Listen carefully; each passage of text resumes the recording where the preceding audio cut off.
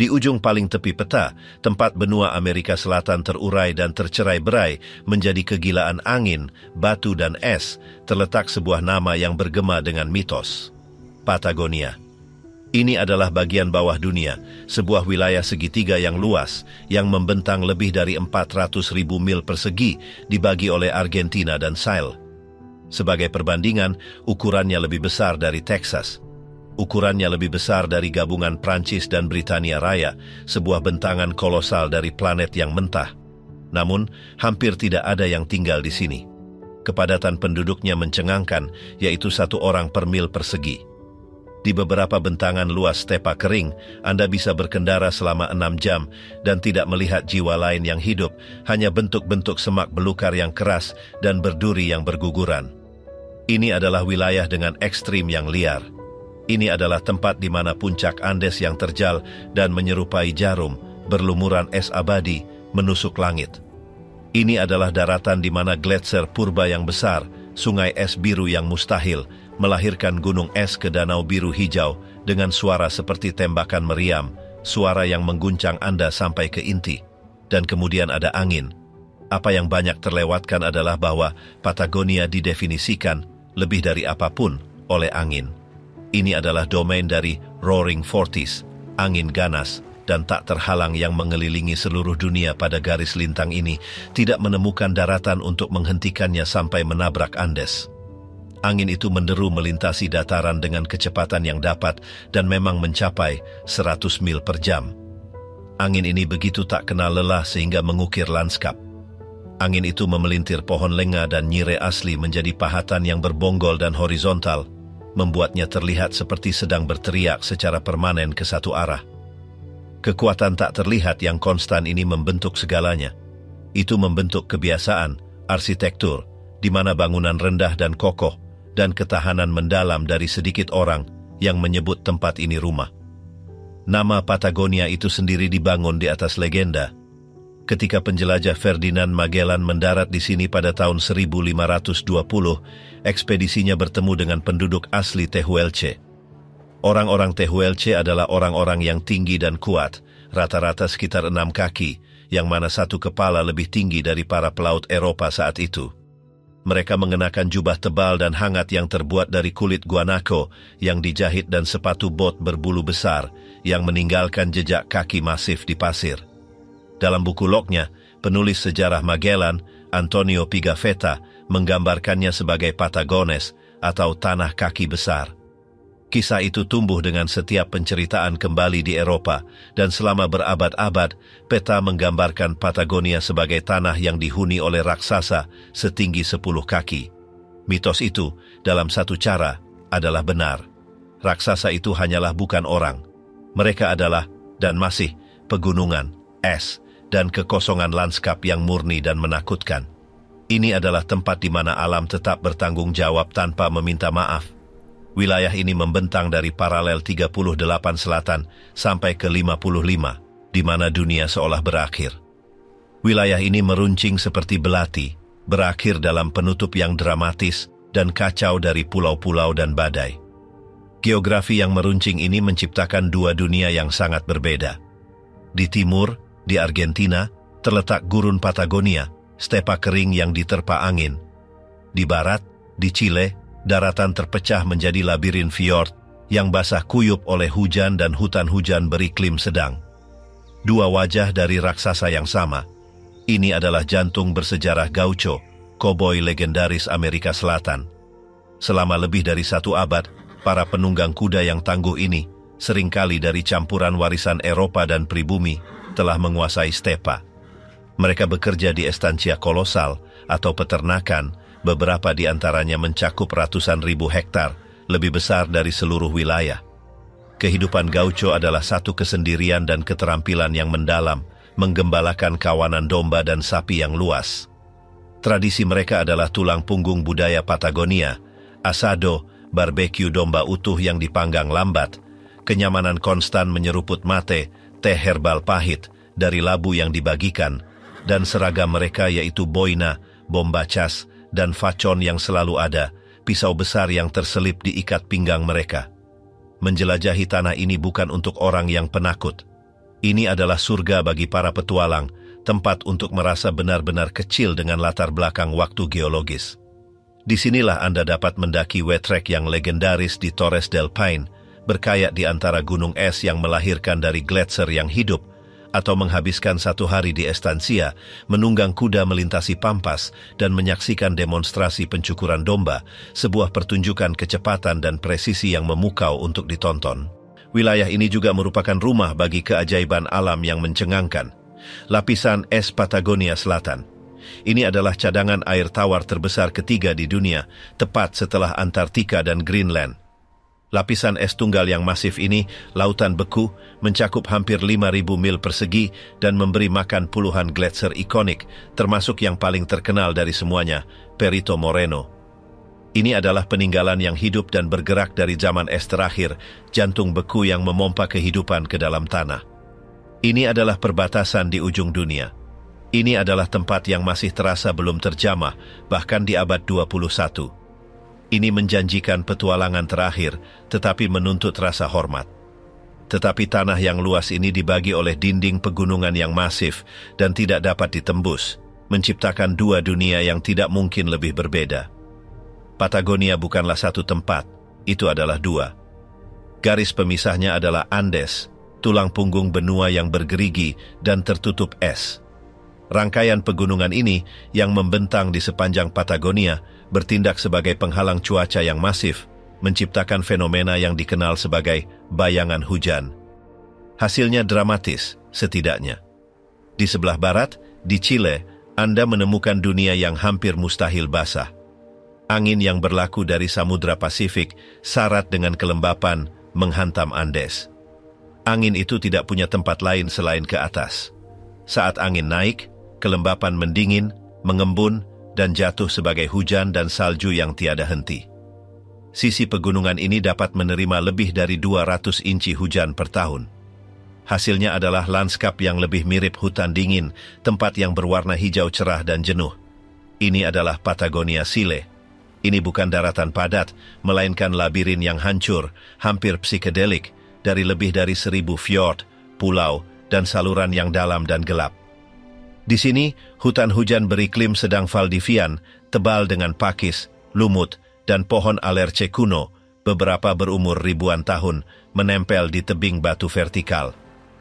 Laut memotong jauh ke dalam pegunungan, membentuk saluran air di mana air terjun mengalir langsung dari gletser ke air asin Pasifik. Ini adalah pemandangan keindahan purba yang menetes, dunia yang terasa tidak tersentuh oleh waktu. Bagi pelancong, wilayah ini terkenal sulit diakses. Arteri utamanya adalah Carretera Austral atau Jalan Raya Selatan. Ini adalah salah satu perjalanan darat yang paling epik dan menantang di planet ini. Menyebutnya Jalan Raya adalah istilah yang murah hati. Jalan sepanjang 770 mil ini juga dikenal sebagai Rute 7, membentang dari Puerto Montt Selatan ke Villa O'Higgins. Tetapi hal yang tidak ada yang memberitahu Anda adalah bahwa bentangan luas darinya masih belum beraspal. Jalur kerikil yang kasar, berlumpur, yang berkelok-kelok melalui alam liar yang hampir total. Mengendarainya membutuhkan kendaraan yang kokoh, kaleng bensin ekstra, dan banyak kesabaran. Jalan itu berakhir buntu di beberapa fjord, memaksa pengemudi naik feri untuk menyeberangi air dan melanjutkan rute. Tetapi hadiahnya tidak tertandingi. Jalan itu membawa Anda melewati keajaiban seperti Taman Pumalin, cagar alam pribadi yang besar dari hutan murni, gletser gantung Taman Nasional Culat, di mana sungai es tumpah di atas tebing, dan puncak bergerigi Cerro Castillo, gunung yang terlihat seperti benteng gotik. Tetapi kemudian, Anda menyeberangi Andes. Perubahannya sangat mendadak sehingga membingungkan. Dalam rentang hanya beberapa mil, Anda meninggalkan hutan hujan yang menetes dan memasuki stepa Patagonia. Ini adalah Patagonia Argentina. Angin yang melintasi Andes telah membuang semua kelembapannya. Angin itu sekarang kering, dingin, dan tiada henti. Di sini, curah hujan tahunan kurang dari 10 inci. Ini adalah gurun semi kering yang luas, yang membentang ratusan mil ke Samudra Atlantik. Lanskap adalah kanvas monokromatik yang memukau dari hijau pucat, abu-abu, dan cokelat. Ini adalah hamparan tak berujung dari semak-semak rendah dan berduri, rumput coiron yang tangguh, dan dataran tinggi vulkanik beratap datar yang disebut mesetas. Ini adalah tanah guanaco, kerabat liar dari lama, yang berkeliaran dalam kawanan besar yang anggun. Anda juga akan menemukan rea, burung besar yang tidak bisa terbang, yang sering disebut burung unta Amerika Selatan, berlari melintasi dataran. Mereka adalah penguasa dunia kosong ini, diburu oleh predator puncak wilayah ini, puma yang sulit ditangkap, seorang ahli kamuflase di semak-semak. Stepa ini adalah jantung bersejarah Estancias. Ini adalah peternakan domba masif yang pernah menjadikan Patagonia superpower wall, beberapa lebih besar dari seluruh negara bagian Rhode Island. Selama lebih dari 1 abad, ini adalah tanah gaucho. Penunggang kuda legendaris ini menjalani kehidupan yang keras dan soliter, menggembalakan jutaan domba untuk wall mereka. Tradisi mereka, asado, mate, dan keterampilan mereka dengan facon, pisau besar, masih mendefinisikan budaya pedesaan Argentina. Jadi Anda memiliki 2 Patagonia ini. 1, labirin yang kacau, hijau, dan berair.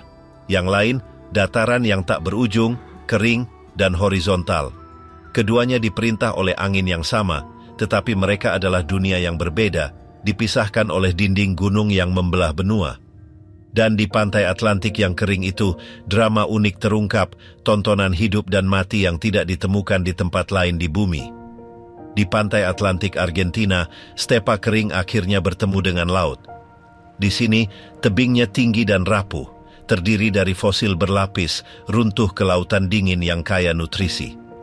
Garis pantai ini adalah rumah bagi salah satu cagar alam margasatwa paling spektakuler di planet ini, Semenanjung Valdez. Pada tahun 1999, Semenanjung berbentuk T ini ditetapkan sebagai situs warisan dunia UNESCO dan alasannya sederhana. Itu adalah tempat berkembang biak yang penting bagi beberapa makhluk laut yang paling megah. Kisah wilayah ini juga merupakan kisah yang sangat manusiawi. Pada tahun 1865, sebuah kapal bernama Mimosa membawa 153 pemukim Wales mendarat di tempat yang sekarang disebut Puerto Madryn. Mereka tidak mencari emas atau penaklukan. Mereka melarikan diri dari penganiayaan di Britania, mencari Wales baru, sebuah utopia di mana mereka dapat melestarikan bahasa, agama, dan budaya mereka. Apa yang mereka temukan adalah stepa Patagonia yang brutal dan kering. Itu bukanlah lembah hijau dan hujan yang telah dijanjikan kepada mereka. Tetapi, dengan tekad yang luar biasa dan bantuan penting dari penduduk asli Tehuelche, mereka bertahan hidup. Mereka menggali kanal irigasi dari Sungai Chubut, mengubah sebidang sempit lembah menjadi lahan pertanian yang subur. Hari ini, kota Gaiman di dekatnya adalah jantung dari Patagonia Wales ini. Merupakan pengalaman yang surreal dan menawan untuk duduk di rumah teh tradisional Wales, A Casa de Té, di tengah gurun Argentina. Anda disajikan teh sore formal dengan torta negra, kue buah gelap yang kaya, scones dengan selai buatan sendiri, dan bara breath, roti teh tradisional Wales. Itu adalah kesaksian hidup dari kisah imigran itu. Kota terdekat, Puerto Madryn, adalah pusat utama bagi pengunjung. Ini adalah kota yang secara mengejutkan besar dengan pelabuhan air dalam, garis pantai yang panjang, dan berbagai macam hotel, mulai dari gedung tinggi mewah hingga penginapan yang nyaman. Restoran kota berspesialisasi dalam makanan laut segar, terutama udang dan cumi-cumi. Tetapi bintang yang sebenarnya ada di air. Dari Juni hingga Desember, perairan terlindung Golfo Nuevo, teluk yang dilindungi oleh Semenanjung, menjadi tempat pembibitan global. Ratusan paus sikat selatan tiba di sini untuk melahirkan dan membesarkan anak mereka. Raksasa sepanjang 50 kaki dan berbobot 80 ton ini adalah pemandangan yang menakjubkan. Tur perahu dari kota kecil Puerto Piramides di Semenanjung menawarkan pengalaman yang sangat intim. Paus secara alami ingin tahu dan sering mendekati perahu, melompat, mengintai, dan mengangkat kepala mereka yang masif dan kapalan keluar dari air. Semenanjung ini juga merupakan rumah bagi koloni penguin Magellan yang masif dan berisik, singa laut Amerika Selatan, dan anjing laut gajah yang sangat besar. Pantai berisik, kacau, dan menyengat dengan kehidupan. Tetapi konsentrasi mangsa ini, terutama anak singa laut muda yang rentan, menarik predator yang sangat khusus, sangat cerdas. Ini adalah satu-satunya tempat di dunia di mana orcas atau paus pembunuh berburu menggunakan teknik yang disebut strand feeding. Ini adalah secara sederhana salah satu metode berburu yang paling menakjubkan dan berbahaya di alam. Orcas telah belajar menggunakan air pasang tinggi. Mereka akan menunggu dengan sabar di saluran, memperhatikan anak singa laut muda yang tidak berpengalaman bermain di ombak. Kemudian, dengan ledakan kekuatan yang eksplosif, orca akan sengaja mendamparkan dirinya, menerjang langsung keluar dari air dan ke pasir untuk menangkap seekor anak. Risikonya sangat besar.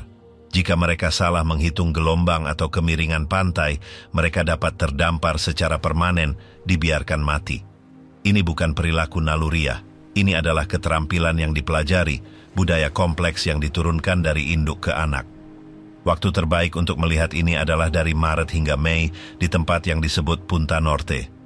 Fotografer dan kru dokumenter akan menunggu selama berminggu-minggu untuk mendapat kesempatan menyaksikan peristiwa yang luar biasa, brutal, dan secepat kilat ini.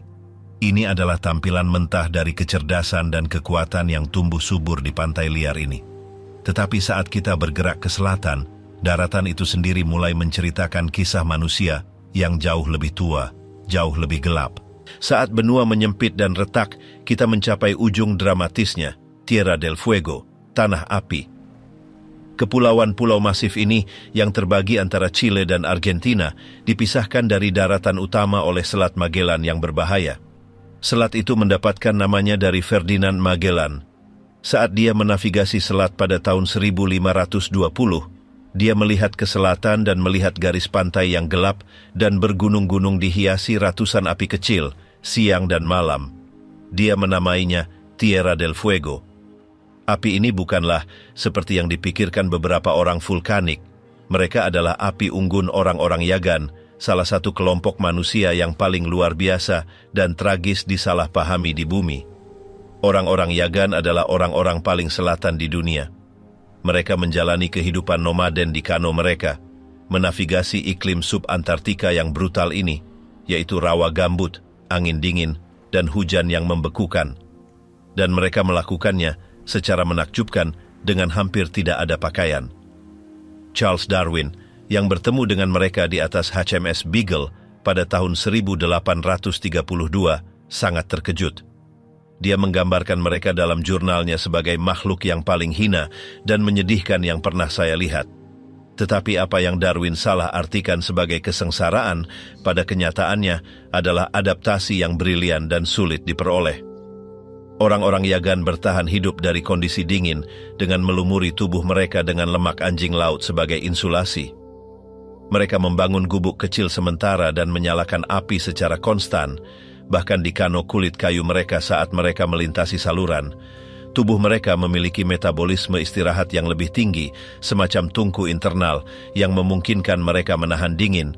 Mereka hidup dengan cara ini selama lebih dari 6.000 tahun. Hal yang tidak ada yang memberitahu Anda adalah bahwa seluruh budaya unik ini musnah dalam waktu kurang dari 1 generasi. Ketika misionaris dan pemukim Eropa tiba pada akhir abad ke-19, mereka membawa penyakit seperti campak dan cacar yang tidak memiliki kekebalan bagi orang-orang Yagan. Populasi mereka yang pernah berjumlah ribuan runtuh. Itu adalah akhir yang memilukan dan mendadak untuk kisah berumur 6.000 tahun. Di jantung pulau ini terletak Ushuaia, kota paling selatan di bumi. Kota ini bersarang di latar yang spektakuler, antara pegunungan marsial yang tertutup salju dan perairan es Beagle Channel. Kisah asal Ushuaia suram.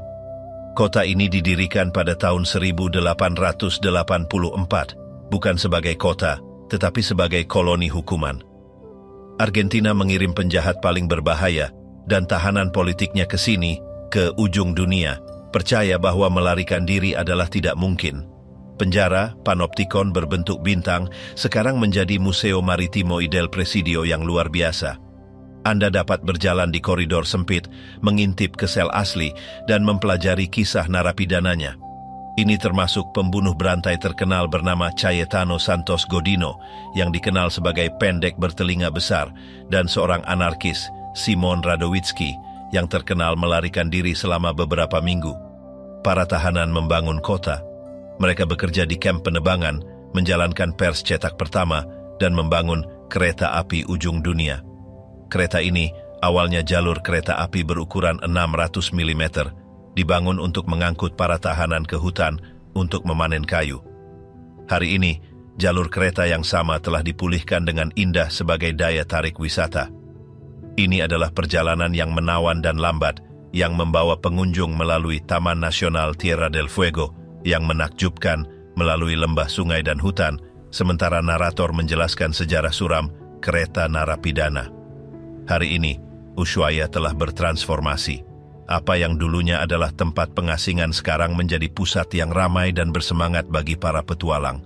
Kota ini adalah pintu gerbang ke Antartika, dengan kapal pesiar besar dan kapal penelitian memenuhi pelabuhannya. Kota ini merupakan campuran yang kacau dari bangunan bergaya alpin, toko bebas bea, dan restoran yang secara mengejutkan canggih. Bagi wisatawan, makanan yang harus dimakan di sini adalah centola, kepiting raja Patagonia yang masif, seringkali diambil segar dari saluran dan disajikan dalam rebusan cupe yang creamy. Aktivitas populer adalah mendaki ke Laguna Esmeralda, permata danau berfaktor wow, yang warna biru-hijau yang menakjubkan berasal dari lumpur gletser Ojo del Albino yang memberinya makan. Anda juga dapat bermain ski di Cerro Castor, resor ski paling selatan di dunia. Ini adalah tempat superlatif yang aneh. Kota ini memiliki lapangan golf paling selatan, kantor pos paling selatan, dan perasaan ujung jalan yang nyata. Dari pelabuhan Ushuaia, jalur air legendaris memanggil saluran yang mengarah ke bagian laut yang paling ditakuti di planet ini. Mengalir melewati Ushuaia adalah Beagle Channel, aliran darah di ujung dunia ini. Jalur sepanjang 150 mil ini dinamai dari kapal terkenal Charles Darwin menghubungkan Samudra Atlantik dan Pasifik. Ini adalah jalur air yang sangat indah dan penting secara historis, diapit oleh pegunungan yang tertutup salju yang terjun langsung ke laut.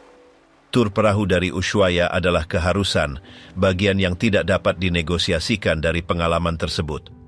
Tur tersebut menavigasi saluran melewati pulau-pulau berbatu di mana ratusan singa laut Amerika Selatan berjemur dan menggonggong, bentuk gemuk mereka yang masif berkerumun bersama memenuhi udara dengan raungan yang memekakkan telinga dan menyengat.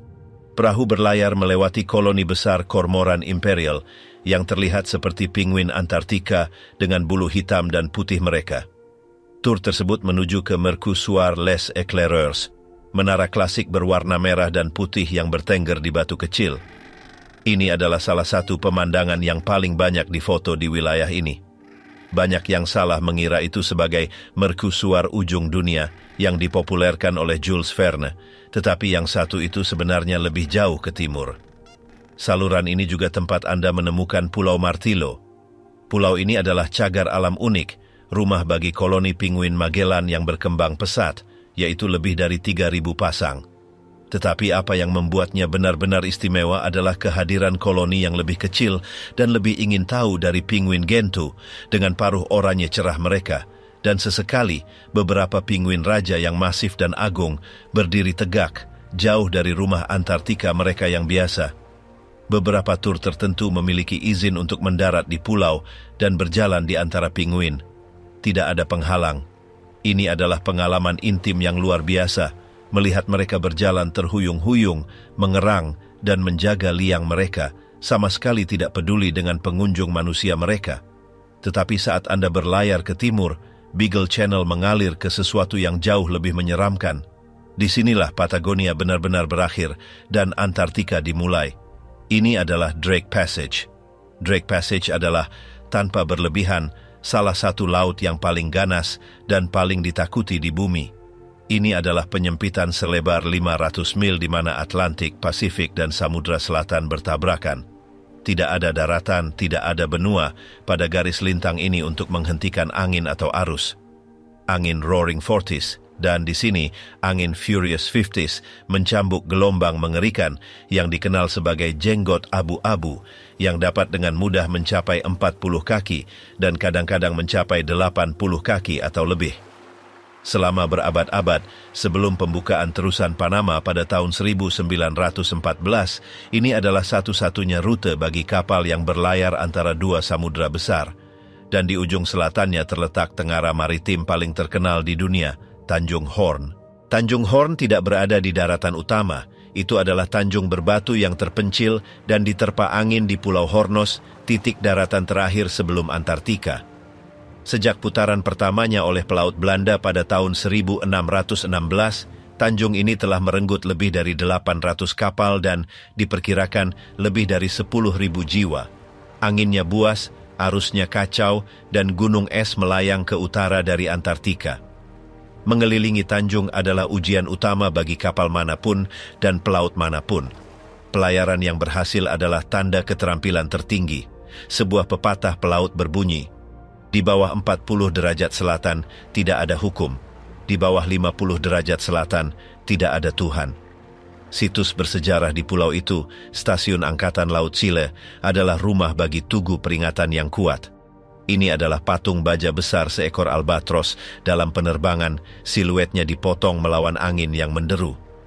Patung itu dirancang oleh pematung Chile untuk menahan angin lebih dari 120 mil per jam.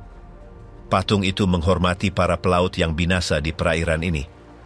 Dalam tradisi maritim, albatros dikatakan membawa jiwa para pelaut yang hilang. Melihat satu adalah tanda keberuntungan. Di sini, ia berdiri sebagai tugu peringatan permanen yang diterpa angin bagi ribuan orang yang tidak berhasil. Tetapi untuk menemukan jantung Patagonia yang sebenarnya, seseorang harus melakukan perjalanan ke utara, kembali ke daratan utama, ke gua raksasa kuno. Meninggalkan pulau-pulau Tierra del Fuego di belakang, kita melintasi Selat Magellan, jalur air sepanjang 350 mil yang merupakan jalur pelayaran paling penting di dunia sebelum terusan Panama dibangun. Kami mendarat di daratan utama dan menuju ke sebuah kota dengan nama yang membangkitkan, Puerto Natales. Kota Chile ini terletak di Ultima Esperanza Sound yang diterjemahkan menjadi Selat Harapan Terakhir. Nama itu diberikan oleh seorang penjelajah pada tahun 1500 yang berlayar dengan putus asa di perairannya mencari jalur ke Pasifik. Ini adalah harapan terakhirnya sebelum berbalik. Didirikan pada tahun 1911, Puerto Natales dibangun di atas kebangkitan Wall, sebuah kota pelabuhan yang berpasir untuk estancias masif di wilayah tersebut. Kota ini memiliki nuansa perbatasan dengan rumah-rumah kayu berwarna-warni yang dihiasi atap besi bergelombang, desain praktis yang dibawa oleh imigran Inggris, Jerman, dan Kroasia untuk menahan angin yang tiada henti. Tepi laut kota menghadap ke selat ke pegunungan yang tertutup salju di luar. Selama beberapa dekade, itu adalah kota kelas pekerja, tetapi hari ini, kota ini telah bertransformasi. Kota ini sekarang menjadi pusat yang chic bagi para pendaki dengan hotel butik, pabrik bir kerajinan, dan toko peralatan kelas atas. Kota itu sendiri adalah pelabuhan yang menawan dan diterpa angin, tetapi tujuan utamanya hari ini adalah sebagai pintu gerbang utama ke permata mahkota Patagonia, Taman Nasional Torres del Paine. Namun, sebelum pengunjung menuju ke taman, jalan memutar sangat penting. Hanya 15 mil di luar kota terletak Cueva del Milodon atau Gua Milodon. Gua masif ini, sedalam lebih dari 600 kaki dengan pintu masuk setinggi 100 kaki, adalah tempat sejarah dan mitos. Pada tahun 1895, seorang penjelajah Jerman bernama Hermann Eberhard menemukan sepotong kulit binatang yang aneh, terpelihara dengan sangat baik di dalamnya. Kulit itu tebal, seperti kulit, ditutupi rambut kemerahan kasar dan memiliki endapan tulang kecil seperti baju besi yang tertanam di dalamnya. Itu milik Milodon, kukang tanah raksasa yang berdiri setinggi 12 kaki di kaki belakangnya dan punah lebih dari 10.000 tahun yang lalu. Penemuan itu adalah faktor wow untuk sepanjang masa. Itu memicu sensasi global karena kulitnya terlihat sangat segar, diawetkan oleh udara gua yang dingin dan kering. Desas-desus mulai beredar bahwa Milodon belum punah. Kisah-kisah beredar tentang binatang prasejarah, raksasa Patagonia, yang masih berkeliaran di lembah-lembah tersembunyi. Legenda ini terkenal dicatat oleh penulis Bruce Chatwin dalam bukunya In Patagonia. Dia menceritakan kisah lokal tentang Milodon yang masih terlihat. Sementara para ilmuwan mengkonfirmasi bahwa hewan itu sudah lama menghilang, gua itu tetap menjadi tautan yang kuat ke masa prasejarah wilayah tersebut. Penggalian juga menemukan sisa-sisa dan perkakas manusia, membuktikan bahwa Paleo-Indian pernah tinggal di gua ini, memburu megafauna masif ini. Hari ini, replika Milodon seukuran aslinya berdiri di pintu masuk gua. Setelah sehari menjelajah, wisatawan membanjiri kembali Puerto Natales untuk salah satu ritual inti budaya Patagonia, Cordero al Palo. Ini adalah barbeque gaucho tradisional. Satu domba utuh dibentangkan di atas salib logam dan dipanggang perlahan secara vertikal di atas api kayu terbuka selama berjam-jam.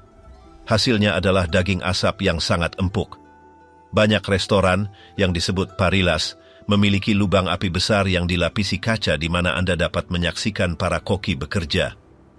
Tempat-tempat seperti restoran jauh atau Parilla Don Jorge adalah institusi lokal menyajikan pesta masif dan lezat ini.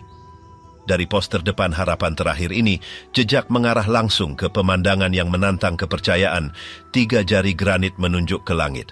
Inilah dia, acara utama, Permata Mahkota Patagonia, Taman Nasional Torres del Paine, cagar biosfer UNESCO sejak tahun 1978. Taman ini adalah, bagi banyak orang, satu-satunya tempat paling indah di benua itu. Nama itu adalah campuran Spanyol dan Tehuelche. Torres berarti menara dan Paine, diucapkan Peinai, adalah kata asli untuk biru. Menara biru. Taman ini adalah mahakarya drama geologis. Pusatnya, menara itu sendiri, adalah 3 menara granit kolosal yang menjulang lebih dari 9.000 kaki lurus ke atas dari stepa. Apa yang membuatnya begitu menakjubkan secara visual adalah geologi uniknya. Mereka adalah bagian dari formasi yang disebut Lakolith. 12 juta tahun yang lalu, magma mendorong ke atas dari bawah kerak bumi, tetapi tidak meletus. Itu mendingin perlahan, membentuk granit pucat yang keras. Di atasnya ada tutup dari batuan sedimen yang lebih gelap dan lebih lunak. Selama jutaan tahun, angin, hujan, dan, yang paling penting, gletser masif, mengikis batuan gelap yang lebih lunak, meninggalkan menara granit yang tahan erosi terbuka. Anda masih dapat melihat tanduk sedimen gelap di puncak terdekat, Cuernos del Paine, memberi mereka penampilan 2 nada yang unik, seperti gunung yang mengenakan topi gelap dan bergerigi. Taman ini menarik lebih dari 250.000 pengunjung setahun yang sebagian besar datang untuk mendaki. Waktu terbaik untuk berkunjung adalah di musim bahu, musim semi, Oktober-November, atau musim gugur, Maret-April. Musim semi sangat berfaktor wow karena flora sedang mekar dan hewan berada di musim kawin mereka. Tetapi cuacanya terkenal sangat tidak terduga. Anda dapat dan seringkali mengalami 4 musim dalam satu hari. Rute yang paling terkenal adalah Trek W. Jejak sepanjang 50 mil ini biasanya didaki dalam 4 atau 5 hari dan mengenai 3 sorotan utama taman membentuk bentuk W di peta. Hari 1 sering membawa pendaki ke barat, ke wajah Gletser Gray. Ini adalah sungai es masif, bagian dari lapisan es Patagonia Selatan yang berakhir di perairan biru susu Lago Gray. Angin di sini ganas, dan Anda dapat menyaksikan gunung es seukuran rumah melahirkan dari wajah Gletser dan melayang melintasi danau. Hari 2 mengarah ke lembah Prancis. Ini adalah lembah berbentuk mangkuk yang spektakuler yang dikelilingi oleh Gletser gantung. Saat Anda mendaki, Anda disuguhi soundtrack konstan dari es yang retak dan longsoran salju yang menggelegar yang jatuh di lereng gunung. Rasanya dan terdengar seperti dunia sedang aktif diciptakan di sekitar Anda. Hari terakhir adalah yang paling terkenal. Ini adalah pendakian menanjak yang menantang ke Base de las Torres, titik pandang di kaki 3 menara granit. Pendaki sering mulai sebelum fajar menggunakan lampu kepala untuk tiba di danau Gletser kecil tepat saat matahari terbit. Jika cuaca cerah, cahaya pertama menghantam puncak granit, mengubahnya menjadi oranye berapi yang brilian. Itu adalah momen yang tidak pernah dilupakan pengunjung. Pendaki tinggal di refugios yang merupakan lodge gunung pedesaan atau berkemah di area yang ditentukan. Masalahnya adalah, Anda harus memesan semuanya, lodge, tempat berkemah, bahkan masuk taman, berbulan-bulan sebelumnya. Popularitas taman dan kebutuhan untuk melindungi ekosistemnya yang rapuh, berarti Anda tidak bisa begitu saja datang. Taman ini juga merupakan surga bagi satwa liar. Kawanan guanaco ada di mana-mana, merumput dengan damai di lereng bukit. Dan di mana ada guanaco, ada puma. Torres del Paine memiliki salah satu populasi puma yang paling sehat dan paling terlihat di dunia. Dalam beberapa tahun terakhir, tur pelacakan puma telah menjadi daya tarik utama. Pemandu khusus, dengan kemampuan yang hampir supernatural untuk melihat kucing, memimpin kelompok kecil dalam perjalanan. Tingkat keberhasilannya sangat tinggi, dengan beberapa operator mengklaim peluang 99% untuk melihatnya. Di seberang perbatasan di Argentina, jenis raksasa yang berbeda mendominasi lanskap, gletser yang sangat hidup. Melintasi kembali ke Argentina, kita tiba di kota El Calafate. Pusat wisata kecil yang ramai ini terletak di tepi Lago Argentino yang masif dan berwarna biru hijau seperti susu. Kota ini dinamai dari buah calafate, beri kecil, gelap, dan manis yang tumbuh liar di stepa. Legenda lokal mengatakan bahwa siapapun yang memakan buah calafate dijamin akan kembali ke Patagonia. Itu adalah mitos yang tampaknya berhasil karena pariwisata kota telah meledak. El Calafate didirikan pada tahun 1927 sebagai pos perdagangan wol sederhana.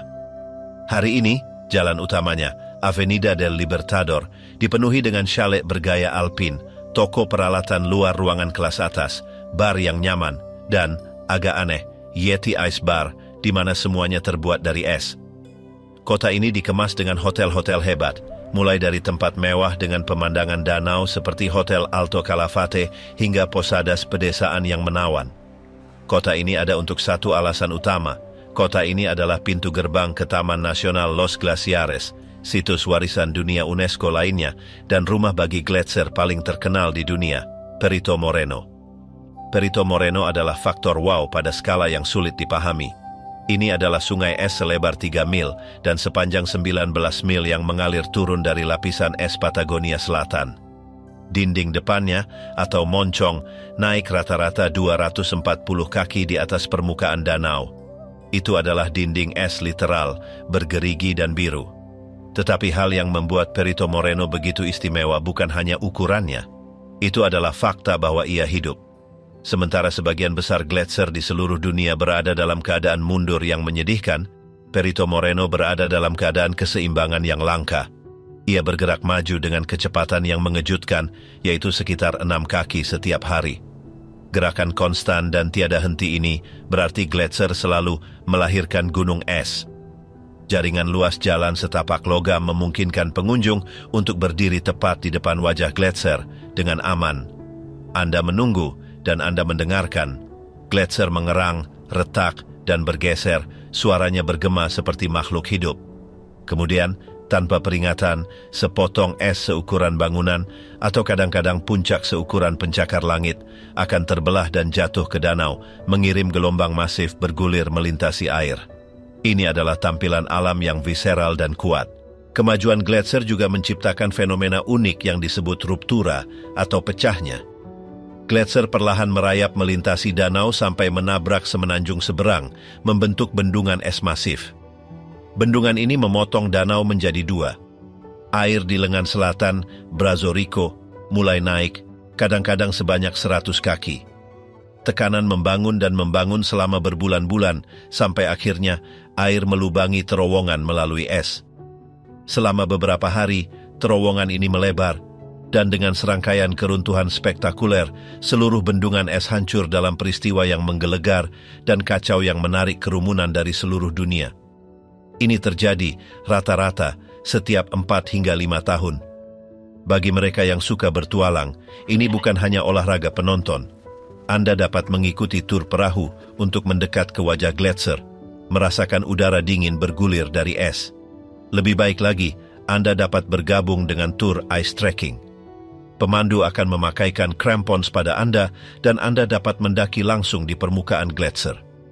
Mini trekking adalah perjalanan 1,5 jam, sementara Big Ice adalah petualangan 7 jam yang lebih melelahkan, membawa Anda jauh ke dunia surreal celah biru tua, aliran air lelehan, dan laguna es.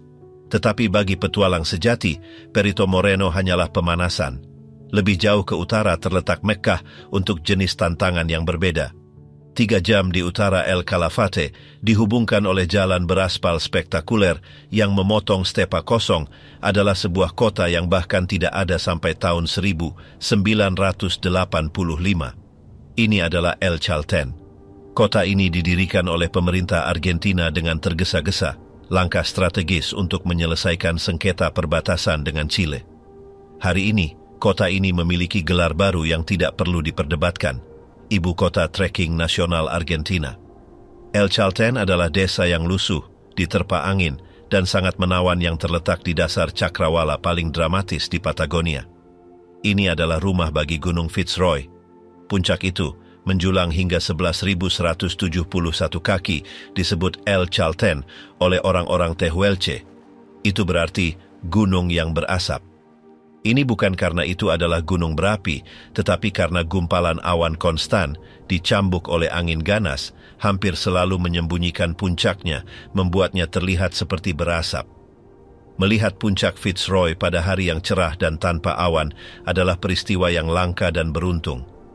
Kota itu sendiri adalah surga bagi para pendaki dan pemanjat. Apa yang banyak terlewatkan dalam perencanaan adalah bahwa mereka membangun pusat petualangan kelas dunia. Tidak seperti Torres del Paine, tidak ada biaya masuk taman dan semua jalur utama dimulai langsung dari tepi desa. Anda dapat berjalan keluar dari asrama atau hotel Anda dan dalam beberapa menit berada di jalur kelas dunia. Kota ini memiliki suasana tempat berkumpul asrama internasional, berpasir, dan muda. Kota ini penuh dengan pabrik bir kerajinan seperti La Cervecería atau Don Guerra, di mana para pemanjat dan pendaki berkumpul untuk bercerita sambil minum bir. Kota ini memiliki restoran kasual yang menyajikan rebusan hangat, pizza yang dipanggang dengan kayu, dan tentu saja domba Patagonia. Akomodasi berkisar dari tempat berkemah dasar dan asrama yang dipenuhi pemanjat hingga beberapa hotel butik yang secara mengejutkan chic. Pendakian hari yang paling populer adalah jalur ke Laguna de los Tres. Ini adalah perjalanan pulang pergi 13 mil yang menantang yang berakhir dengan pendakian yang terkenal curam 1 mil ke atas moraine berbatu. Tetapi hadiahnya adalah salah satu pemandangan terbesar di bumi, Laguna biru hijau murni yang duduk tepat di dasar dinding granit setinggi 9.000 kaki Gunung Fitzroy dan puncak-puncak tetangganya. Itu adalah pemandangan yang tidak terasa nyata. Bagi pendaki gunung elit, Fitzroy adalah legenda. Wajah granitnya yang murni dan cuaca wilayah yang mengerikan dan tidak terduga menjadikannya salah satu pendakian paling sulit secara teknis dan berbahaya di dunia. Ini adalah Mekkah bagi yang terbaik dari yang terbaik, dan kuburan pendaki kecil di kota adalah pengingat suram akan risikonya. Tetapi Anda tidak harus menjadi pemanjat hardcore. Ada puluhan jalur lain. Pendakian yang lebih moderat, tetapi sama menakjubkannya, adalah jalur ke Laguna Torre. Perjalanan ini mengarah ke danau di dasar puncak lain yang mustahil, Cerro Torre, jarum granit yang ramping dan diselimuti es. Untuk pendakian yang mudah dan singkat, titik pandang Los Condores menawarkan pemandangan panorama yang fantastis dari seluruh kota dan pegunungan, dan itu adalah tempat yang bagus untuk mengamati kondor Andes raksasa yang berselancar di angin. El Chaltén adalah mitra yang mentah dan liar dari keindahan El Calafate yang lebih terorganisir. Ini adalah kota yang hidup dan bernapas sesuai irama angin dan batu. Tetapi sejarah tanah ini tidak hanya ada di bebatuan. Itu dilukis di atasnya, di ngarai tersembunyi jauh di timur. Sementara puncak Andes menarik para pemanjat dan gletser menarik kerumunan, stepa Patagonia yang luas menyimpan rahasianya sendiri. Jauh di ngarai terpencil Sungai Pinturas, di Argentina, terletak situs yang menghubungkan kita langsung dengan penghuni manusia pertama di wilayah tersebut. Ini adalah Cueva de las Manos, Gua Tangan. Ini adalah salah satu contoh seni cadas kuno yang paling luar biasa di bumi dan situs warisan dunia UNESCO. Masalahnya adalah sangat sulit untuk dicapai. Itu terletak di salah satu bagian Patagonia yang paling terpencil dan tidak berpenghuni. Sebagian besar pengunjung terbang ke kota kecil dan berdebu Perito Moreno, jangan dikacaukan dengan gletser, dan kemudian menyewa kendaraan 4x4 atau mengambil tur untuk perjalanan panjang dan kasar di jalan kerikil ke Ngarai. Tetapi perjalanan itu sepadan. Dinding gua ditutupi dengan lebih dari 800 cetakan tangan stensil yang berasal dari lebih dari 9.000 tahun yang lalu. Sebagian besar tangan adalah tangan kiri. Para arkeolog percaya para seniman, yang kemungkinan besar dominan tangan kanan, memegang pipa penyemprot yang terbuat dari tulang di tangan kanan mereka. Mereka akan mengisi mulut mereka dengan pigmen alami, okre untuk merah, kaolin untuk putih, mangan untuk hitam, dan meniup cat di atas tangan kiri mereka yang terentang. Ini adalah pesan-pesan pribadi yang menghantui dari masa lalu yang dalam. Pesan itu diciptakan oleh budaya pemburu pengumpul yang berkembang pesat di sini. Memburu guanaco di bawah bayangan zaman es terakhir. Gambar-gambar itu bukan hanya tangan, ada juga pemandangan berburu yang jelas dengan manusia figur tongkat berlari dan melempar bolas, sejenis senjata berburu, ke guanaco. Berdiri di gua ini adalah merasakan hubungan yang mendalam dan dingin dengan orang-orang yang bertahan hidup di tanah yang keras ini ribuan tahun yang lalu. Keajaiban Patagonia tidak semuanya ada di darat. Lebih jauh ke utara, melintasi kembali ke wilayah Aysén Chile yang liar, kita menemukan Lago General Carrera. Danau masif seluas 200 mil persegi ini, yang Argentina sebut Lago Buenos Aires, diberi makan oleh gletser dan memiliki warna biru langit yang menakjubkan, hampir tidak alami. Tetapi harta terbesarnya tersembunyi di garis pantai, dapat diakses hanya dari kota kecil dan pedesaan Puerto Rio Tranquilo. Selama lebih dari 6.000 tahun, pukulan air danau yang tiada henti telah mengukir serangkaian gua dan terowongan yang rumit ke semenanjung marmer padat. Ini adalah Capillas de Mármol atau Katedral Marmer. Pengunjung mengambil perahu kecil atau untuk pengalaman yang lebih intim, kayak untuk menavigasi melalui ruang-ruang berdinding halus yang berputar-putar ini. Ketika sinar matahari mengenai air biru hijau, sinar itu memantul ke marmer putih dan abu-abu, menciptakan pertunjukan cahaya yang surreal dan eterial. Rasanya seperti mengambang melalui sepotong seni abstrak. Seluruh wilayah Chile ini dihubungkan oleh Carretera Austral. Itu adalah tempat keindahan mentah dan tak terkendali, rumah bagi Taman Nasional Keulat. Di sini, faktor wow, geologi menentang gravitasi, ventisquero colgante atau gletser gantung. Ini adalah gletser masif yang tumpah di tepi tebing dengan air terjun yang menggelegar mengalir lebih dari 800 kaki dari tepi esnya ke lembah di bawah. Inilah Patagonia pada kondisi paling liar dan tak tersentuh.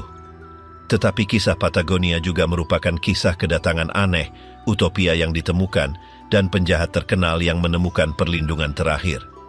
Stepa Patagonia, meskipun kosong, telah menjadi magnet bagi para pemimpi dan buronan. Kita sudah membahas orang Wales yang mendarat di Puerto Madryn. Kisah mereka adalah satu kegigihan yang murni dan keras kepala. Impian mereka tentang Wales baru hampir musnah di gurun kering.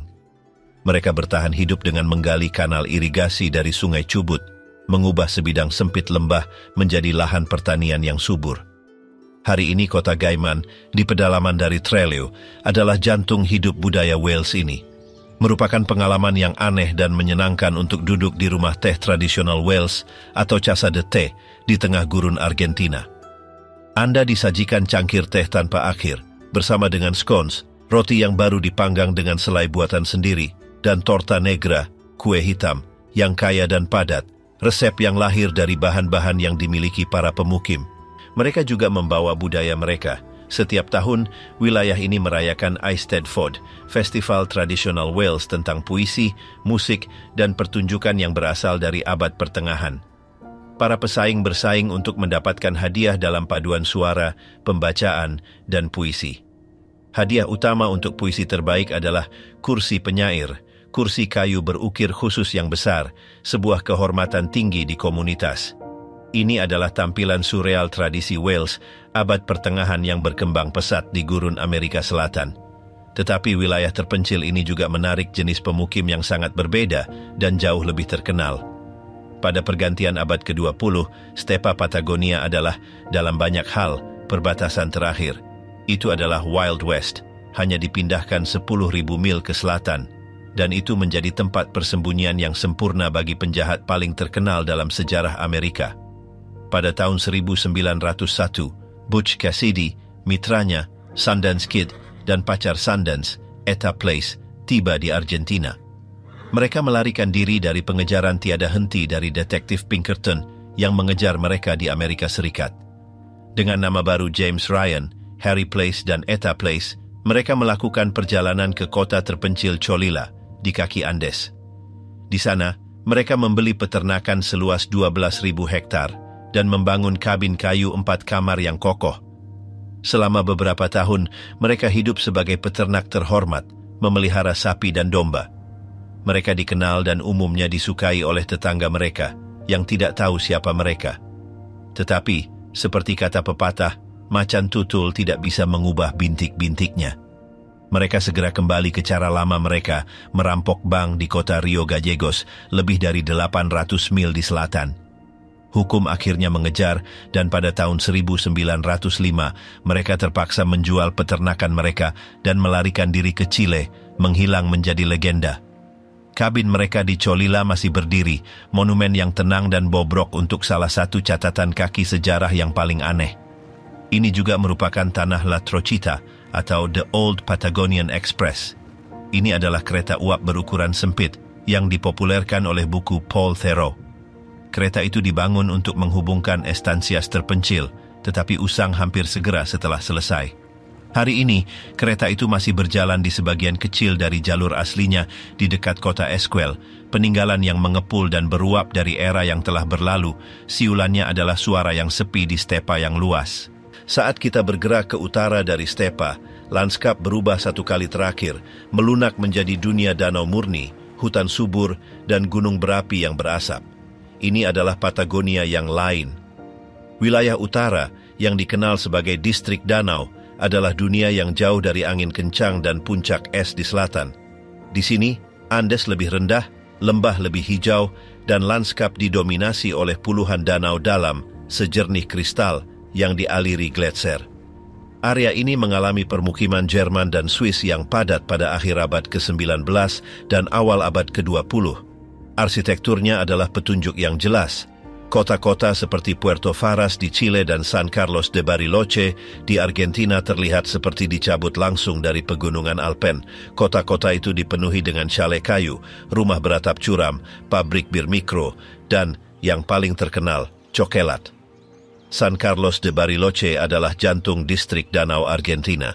Ini adalah kota resor yang masif dan ramai di tepi Lago Nahuel Huapi yang indah, danau seluas 200 mil persegi. Kota ini terkenal karena dua hal, bermain ski di Cerro Catedral di musim dingin, dan coklatnya yang luar biasa, bergaya Eropa. Sejarah coklat di sini berasal dari seorang imigran Italia, Aldo Fenoglio, yang memulai tradisi tersebut. Putra-putranya kemudian mendirikan Rapa Nui, salah satu toko paling terkenal. Jalan utama, Calle Mitre, dipenuhi dengan toko coklat artisanal seperti Mamushka, terkenal dengan timbal de dulce de leche, Rapa Nui, dan El Reino de los Chocolates. Yang wajib dicoba adalah Chocolate en Rama, spesialisasi Bariloche. Danau ini, Nahuel Huapi, bahkan memiliki monsternya sendiri. Selama beberapa dekade, penduduk setempat telah melaporkan penampakan Nahuelito, makhluk berleher panjang, seperti plesiosaur. Ini adalah monster Loch Ness, milik Patagonia sendiri. Perjalanan paling terkenal di wilayah ini adalah Circuito Chico, jalur pemandangan sepanjang 37 mil yang dimulai di Bariloche. Jalur itu berkelok-kelok di sepanjang danau, melewati hotel Yao Yao yang ikonik, resor mewah bersejarah yang masif, dan naik ke titik pandang Cerro Campanario. Sebuah chairlift membawa Anda ke puncak yang menawarkan apa yang pernah disebut National Geographic sebagai salah satu dari 10 pemandangan terbaik di dunia, panorama 360 derajat danau dan pegunungan. Perjalanan yang bahkan lebih terkenal adalah Ruta de los Siete Lagos atau Jalan 7 Danau. Rute sepanjang 120 mil ini berkelok-kelok dari San Martín de los Andes ke Villa La Angostura, berputar melalui Taman Nasional yang rimbun, dan menawarkan titik pandang yang menakjubkan dari satu danau murni demi satu danau. Di seberang perbatasan di Chile, Lanskap didominasi oleh gunung berapi. Kerucut gunung berapi Osorno yang tertutup salju, puncak yang sempurna, seperti Fuji, menjulang di atas Lago Langkihue. Lebih jauh ke selatan, gunung berapi Villarrica adalah salah satu yang paling aktif di Amerika Selatan. Ini adalah salah satu dari hanya beberapa gunung berapi di dunia dengan danau lava yang gigih dan bergelembung di kawahnya. Wisatawan petualang bahkan dapat mendaki ke puncak dan mengintip ke tepi batuan cair di bawah. Tetapi mungkin fitur yang paling mencolok dari wilayah utara ini adalah hutan kuno. Ini adalah rumah bagi Araucaria atau pohon teka-teki monyet. Ini adalah pohon faktor wow. Itu adalah fosil hidup, spesies yang mendominasi lanskap ketika dinosaurus menjelajahi bumi. Pohon-pohon aneh berbentuk payung ini dengan cabang-cabang seperti reptil yang tajam dapat hidup selama lebih dari 1000 tahun. Mereka disucikan oleh penduduk asli Mapuche yang telah tinggal di hutan ini selama berabad-abad jauh sebelum perbatasan apapun ditarik. Dari pesona Alpin Bariloche hingga misteri kuno hutan teka-teki monyet, wilayah ini adalah pengantar yang hijau dan lembut untuk jantung Patagonia yang liar dan dingin yang terletak di selatan. Disinilah perjalanan sering dimulai, bukan di es, tetapi di hijau. San Carlos de Bariloche.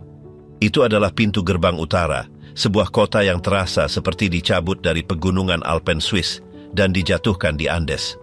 Kota itu terletak di tepi Lago Nahuel Huapi, danau masif seluas 200 mil persegi dengan air biru tua yang dingin. Banyak orang tergila-gila dengan tempat ini. Ini adalah Swiss kecil Patagonia.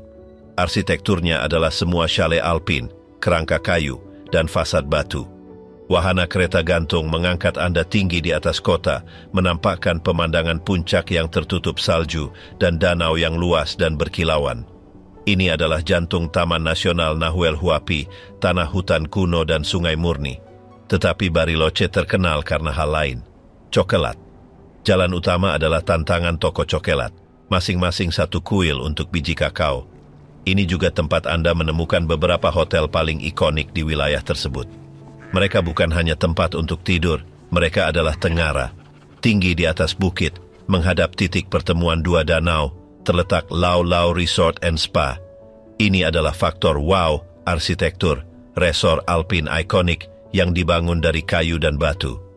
Hotel ini memiliki lapangan golf sendiri, spa masif, dan bahkan menawarkan kelas membuat cokelat. Ini adalah benteng kemewahan melawan alam liar. Tetapi tidak semua kemewahan begitu megah.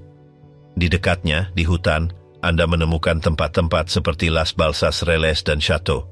Itu adalah tempat perlindungan tepi sungai, tempat untuk ketenangan. Disinilah Anda datang untuk piknik gourmet di tepi air, untuk memancing dengan umpan di sungai yang sunyi, dikelilingi oleh pohon siprus kuno. Dan bagaimana dengan makanannya? Di Bariloche, Anda diperkenalkan pada raja semua makanan Patagonia. Cordero al palo, domba Patagonia di atas tusuk sate. Ini bukan hanya barbeque. Secara sederhana, ini adalah ritual. Anda akan melihatnya di estancias di sekitar danau. Satu domba utuh, dibentangkan di atas salib logam, dimiringkan di atas tumpukan bara yang membakar perlahan. Itu dipanggang selama 6, kadang-kadang 8 jam. Hasilnya adalah daging yang sangat empuk dan berasap sehingga jatuh dari tulang. Itu adalah rasa ikonik dari wilayah tersebut. Dan budayanya? Disinilah Anda dapat mulai memahami orang-orang. Anda dapat mengunjungi Museo del Traje, museum kostum, untuk melihat sejarah pakaian yang dikenakan oleh penghuni asli tanah itu dan para perintis yang mengikutinya. Bahkan lebih jauh ke utara, di Valle de Rio Negro, Anda menemukan faktor wow jenis yang berbeda, Valle Perdido Wine Resort. Begini, Patagonia bukan hanya es, itu juga merupakan wilayah anggur yang sedang berkembang. Ini adalah perkebunan anggur, tempat untuk mencicipi Malbecs yang dalam dan kaya yang tumbuh di iklim yang keras ini. Anda dapat menunggang kuda melalui tanaman anggur dan kembali ke perapian yang nyaman, segelas anggur di tangan saat angin menderu di luar. Ini adalah pengantar lembut untuk Patagonia. Tetapi masalahnya adalah alam liar yang sebenarnya memanggil. Semakin jauh Anda ke selatan, semakin liar jadinya.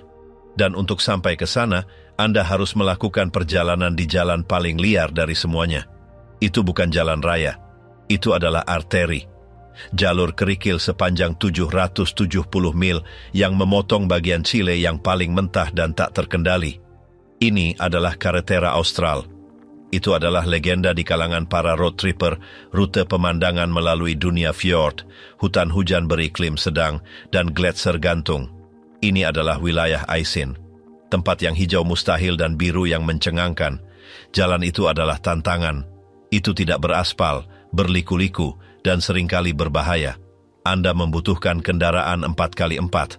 Anda membutuhkan kesabaran. Jalan itu tiba-tiba berakhir di fjord masif, memaksa Anda dan kendaraan Anda naik feri untuk menyeberangi air dan menemukan jalan itu lagi di sisi lain. Perhentian di sepanjang jalan adalah dunia lain. Anda melewati mata air panas terpencil, tersembunyi di hutan. Anda berkendara melewati gletser gantung yang tumpah di atas tebing, dan Anda sampai di tempat yang menentang kepercayaan, Puerto Rio Tranquilo. Desa kecil yang diterpa angin ini adalah titik akses untuk Gua Marmer. Anda naik perahu kecil atau kayak dan mendayung keluar ke hamparan biru hijau masif, Lago General Carrera. Selama 6.000 tahun, ombak telah memahat garis pantai, mengukir semenanjung marmer padat menjadi jaringan gua biru yang berputar-putar. Anda dapat mendayung tepat melewatinya. Sinar matahari memantul dari air, dan seluruh dunia berubah menjadi biru elektrik yang berdenyut. Itu adalah katedral alami, faktor wow geologi. Ini juga tanah Mapuche, orang bumi. Mereka adalah salah satu budaya pribumi Amerika Selatan yang paling tangguh. Tradisi mereka masih kuat di sini. Pada pertemuan seremonial, Anda dapat melihat pakaian tradisional mereka. Para wanita mengenakan cupam, rok lilit wol tebal, biasanya dalam pola hitam dan merah tua. Di atasnya, mereka mengenakan trariwe, selendang tenun, dan koleksi perhiasan perak yang menakjubkan. Kalung, anting-anting, dan hiasan kepala yang masif dan rumit, dihiasi koin. Itu adalah tanda status dan hubungan dengan dunia spiritual. Para pria mengenakan makuny atau tunik dan confines atau selempang wol. Ini bukan hanya pakaian, itu adalah pernyataan identitas, ditenun dari wol domba mereka dan diwarnai dengan tumbuhan dari tanah ini. Makanan di sini sama bersahaja. Di pulau-pulau terdekat Chiloé, pengaruh Mapuche memberi kita curanto. Ini adalah pesta dari bumi itu sendiri. Lubang dalam digali dan diisi dengan batu panas. Kemudian itu berlapis, kerang, remis, kerang klem, kentang, milcao, yang merupakan panekuk kentang, dan potongan daging babi dan ayam. Seluruh tumpukan ditutup dengan daun nalca masif, yang seperti rubar raksasa, dan kemudian dengan karung basah dan tanah. Itu dikukus di oven bumi ini selama berjam-jam. Hasilnya adalah makanan komunal yang berasap, gurih, yang terasa seperti tanah dan laut. Sungai-sungai Aisen juga menyediakan makanan pokok lain, trucha ahumada, ikan traut asap. Ikan traut ditarik segar dari danau Andes yang dingin, kemudian diasapi dingin dengan bumbu lokal. Ini sering disajikan dengan salad quinoa. Ini adalah rasa air dingin yang bersih dan berkelanjutan. Tetapi jalan harus berakhir. Dan ketika itu terjadi, gunung-gunung dimulai. Tanah para pejalan kaki. Bayangkan sebuah kota yang tidak ada 40 tahun yang lalu. Sebuah kota yang diciptakan karena satu alasan, untuk menjadi pijakan di alam liar. Ini adalah El Chalten. Kota ini terletak di lembah terpencil di Argentina, desa yang lusuh, diterpa angin, dan sangat menawan. Kota ini memiliki satu tujuan, itu adalah ibu kota trekking nasional. Ini adalah surga pejalan kaki, secara sederhana. Dan alasannya sederhana. Semua jalur dimulai di tepi kota. Tidak ada biaya taman. Anda hanya berjalan keluar dari asrama Anda, dan Anda berada di jalur kelas dunia. Kota ini memiliki suasana muda, internasional. Kota ini penuh dengan pabrik bir kerajinan, tempat pizza kasual, dan toko peralatan. Tujuan untuk setiap trekker adalah untuk melihat faktor wow yang membayangi kota. Puncak bergerigi Gunung Fitzroy. THLC pribumi menyebutnya Chalten, gunung yang berasap. Ini bukan karena itu adalah gunung berapi. Itu karena angin kencang di puncaknya mencambuk gumpalan awan permanen, membuat puncak terlihat seperti terus-menerus terbakar. Trek yang paling terkenal adalah yang ke Laguna de los Tres. Ini adalah pendakian hari yang panjang dan sulit. Mil terakhir adalah perebutan yang brutal dan curam ke tumpukan batu lepas. Tetapi hadiahnya adalah matahari terbit panorama yang akan mengubah Anda. Anda berdiri di tepi laguna biru hijau dan cahaya fajar pertama menghantam menara granit Fitzroy, mengubahnya menjadi oranye berapi yang brilian. Masalahnya adalah Anda membutuhkan bahan bakar untuk pendakian seperti itu. Dan di El Chaltén, bahan bakarnya adalah empanada de cordero. Itu adalah camilan jalur yang sempurna. Kue kering yang renyah, diisi dengan domba yang dibumbui, bawang dan zaitun. Itu portabel, hangat, dan sangat lezat. Itu adalah makanan genggam yang dapat Anda makan sambil menatap pemandangan miliar dolar. Selama bertahun-tahun, El Chaltén adalah tentang asrama dan tempat berkemah pedesaan. Tetapi itu telah berubah. Sekarang, Anda dapat menemukan kemewahan yang ramping dan berkelanjutan. Explora El Chaltén adalah pengubah permainan. Ini adalah lodge yang menakjubkan dan berprofil rendah yang dirancang untuk menyatu dengan lanskap. Semuanya sudah termasuk. Itu berarti semua makanan Anda, semua anggur Patagonia Anda, dan, yang paling penting, semua pendakian berpemandu Anda sudah termasuk. Hotel ini memiliki akses jalur langsung. Anda dapat mengatasi gunung sepanjang hari dan kembali ke tingkat kenyamanan yang tampaknya mustahil sedalam ini di alam liar. Dari ibu kota trekking, perjalanan berlanjut ke selatan, ke tanah raksasa sejati, es. Kami tiba di El Calafate. Kota Argentina yang ramai ini adalah basis untuk petualangan gletser. Kota ini terletak di tepi Lago Argentino, danau yang luas dan berwarna biru susu. Kota ini dinamai untuk buah Calafate, beri kecil, gelap, asam yang tumbuh di semak-semak berduri di seluruh stepa. Legenda lokalnya sederhana, makan buah Calafate, dan Anda dijamin akan kembali ke Patagonia. Dan banyak orang tergila-gila dengan beri ini. Anda menemukannya di mana-mana. Dalam selai, dalam es krim, dalam empanadas, dan bahkan dalam koktail. Itu adalah rasa pampas yang kaya antioksidan. Kota itu sendiri adalah pusat. Anda dapat mengunjungi glasiarium, museum faktor wow yang menjelaskan ilmu bidang es, atau Anda dapat berjalan-jalan tenang ke Laguna Nimes, cagar alam burung di tepi kota. Di sini, Anda dapat melihat kawanan flamingo Chile merah muda, percikan warna tropis yang surreal melawan lanskap es.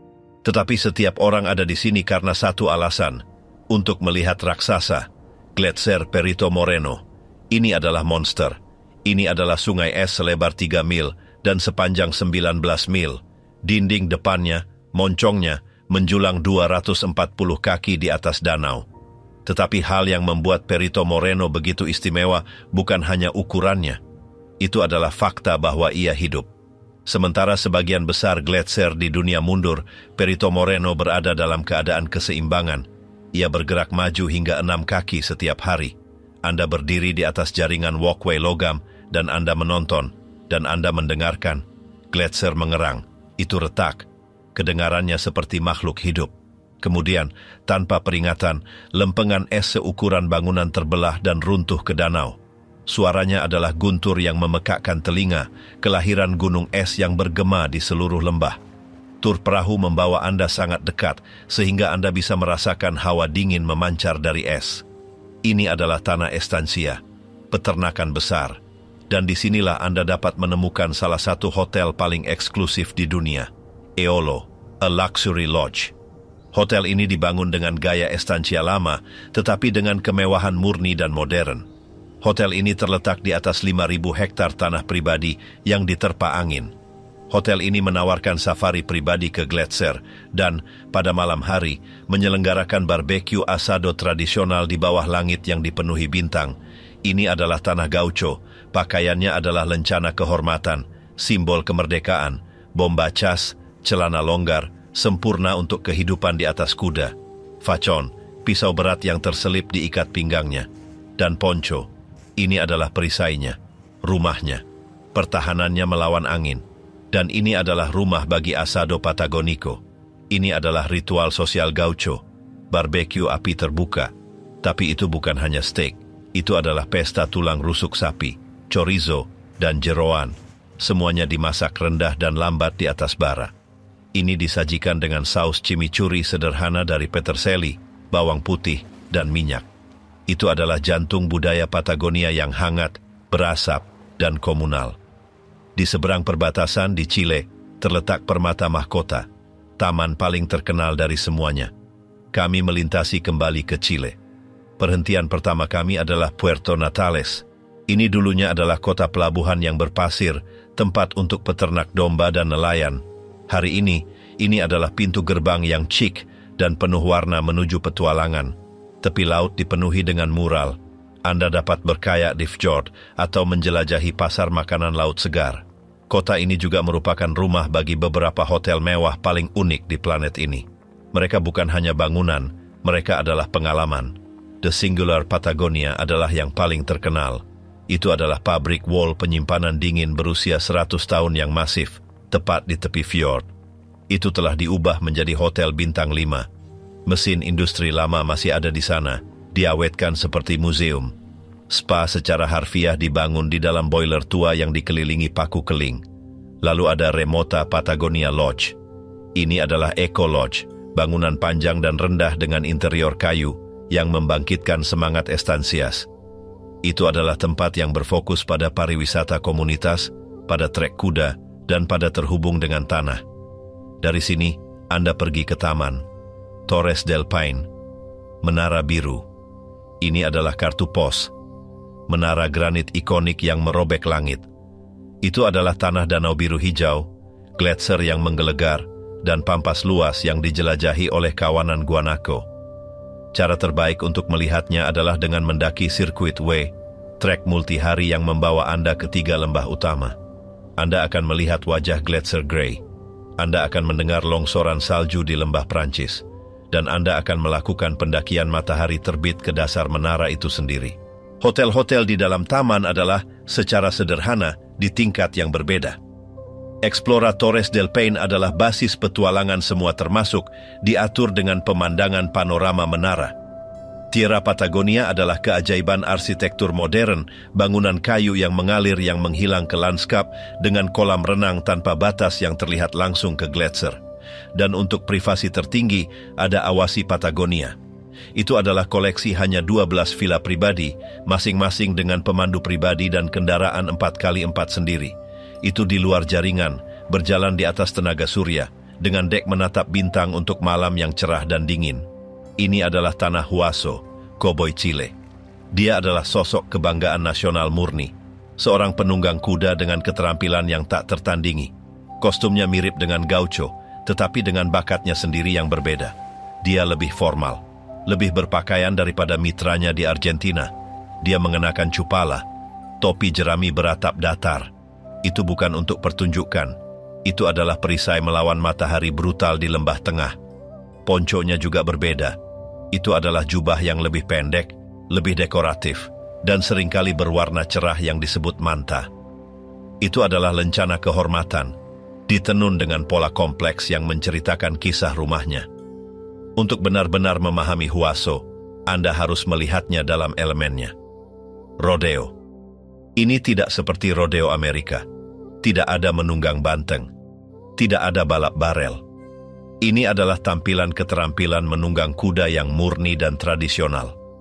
Arena ini disebut Media Luna, bulan sabit. Tujuannya adalah agar dua Huasos bekerja dalam konser yang sempurna, membimbing kuda mereka untuk menjepit seekor anak sapi muda ke bagian tertentu dari dinding berlapisan. Ini adalah balet kekuatan dan presisi. Di rodeo lokal ini, Anda akan melihat mereka dalam penampilan terbaik mereka. Pakaian minggu terbaik mereka. Mereka mengenakan kemeja putih bersih dan rompi berbordir. Kuda-kuda mereka berkilauan. Dan di sepatu bot mereka, taji. Mereka bukan alat kecil dan sederhana. Mereka adalah roda baja yang berat dan berhias, kadang-kadang 4 atau 5 inci lebarnya. Mereka adalah karya seni, diwariskan dari generasi ke generasi. Mereka adalah simbol budaya yang menolak untuk mati. Dan makanannya, ini adalah tempat untuk mencoba sesuatu yang benar-benar liar. Filet guanaco. Apa itu guanaco? Itu adalah nenek moyang liar dari lama. Seekor kamelit yang anggun dan ramping yang menjelajahi dataran tinggi dan stepa. Mereka adalah ikon alam liar Patagonia. Selama ribuan tahun, hewan ini adalah sumber kehidupan bagi masyarakat adat. Makanan pokok untuk Mapuche dan Tehuelche. Itu menyediakan daging, kulit, dan tulang. Itu adalah kelangsungan hidup. Untuk waktu yang lama, perburuan mereka dilarang. Jumlah mereka telah berkurang. Hari ini, itu telah berubah. Guanaco kembali. Itu bersumber secara etis dari cagar alam pribadi masif yang mengelola kawanan untuk konservasi. Ini bukan daging ternak. Ini adalah yang liar. Dagingnya tanpa lemak, sangat tanpa lemak. Itu adalah merah tua, hampir ungu. Koki di sini memperlakukannya dengan rasa hormat yang layak diterimanya.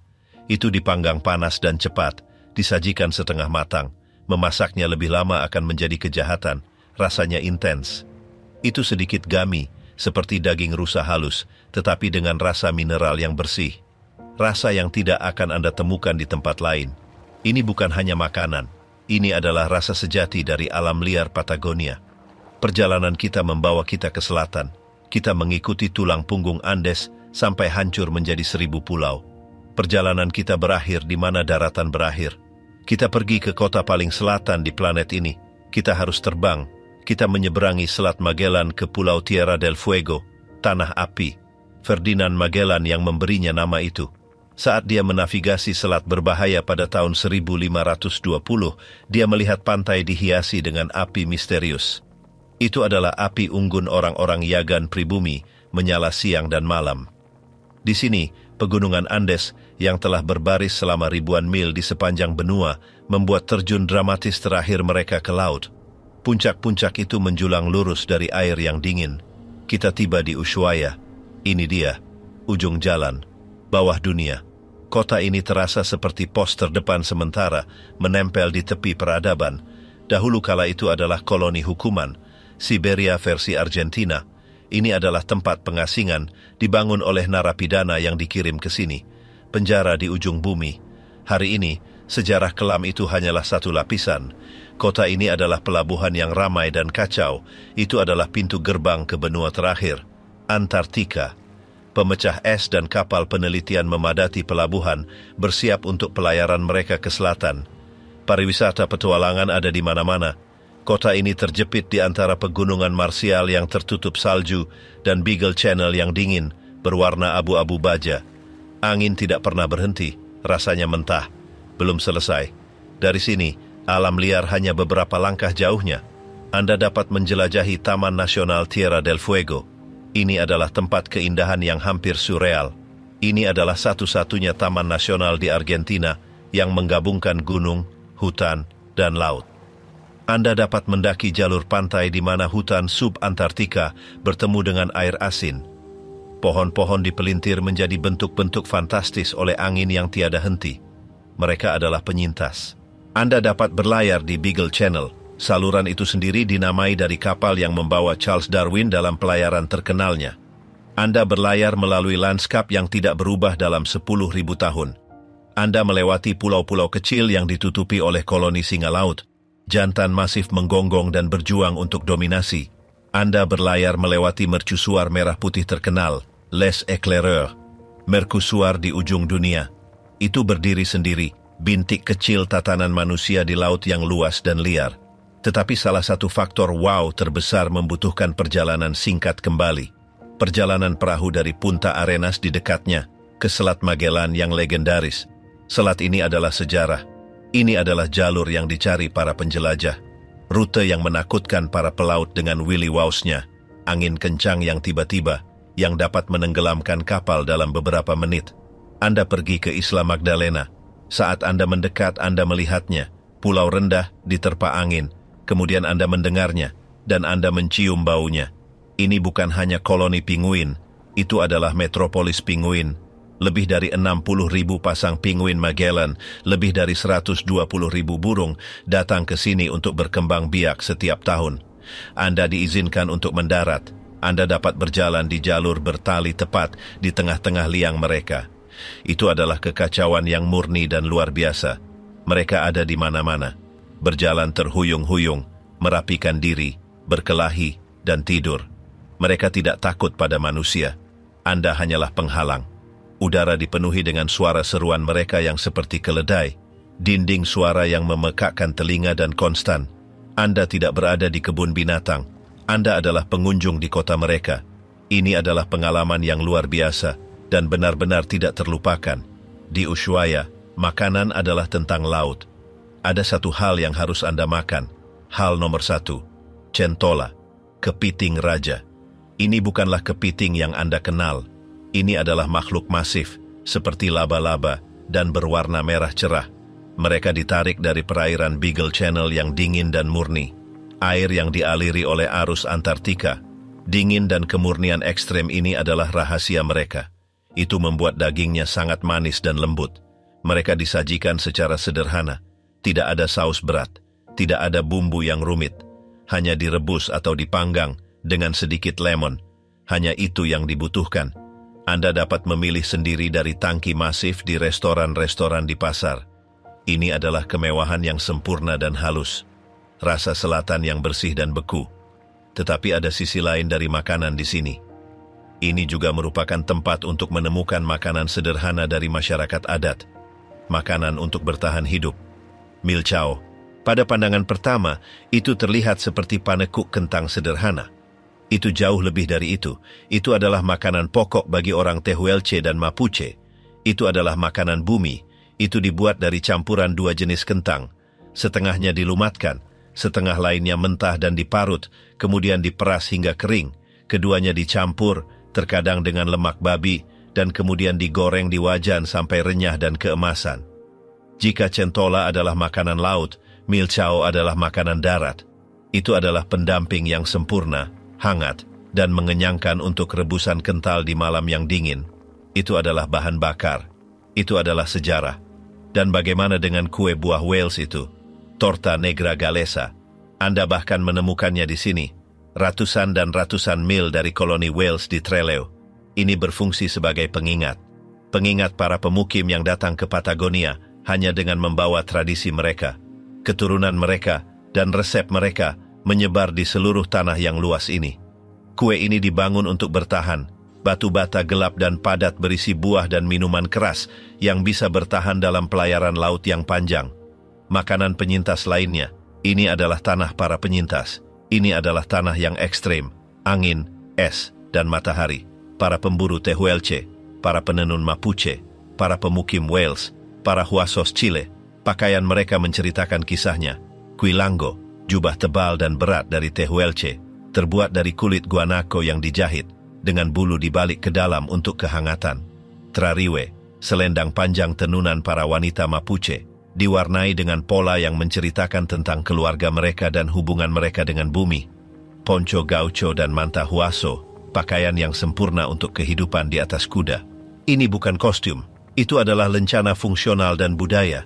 Ditenun dengan pewarna alami dari tumbuhan dan mineral, dijahit dari kulit. Mereka adalah bukti ketahanan manusia.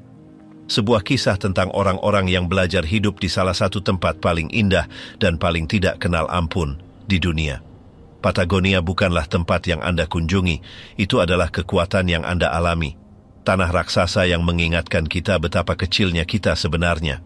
Tetapi seiring es mencair, apakah keindahan mentah ini akan tetap ada di generasi lain? Sukai dan berlangganan untuk lebih banyak perjalanan ke sudut-sudut dunia yang paling ekstrim.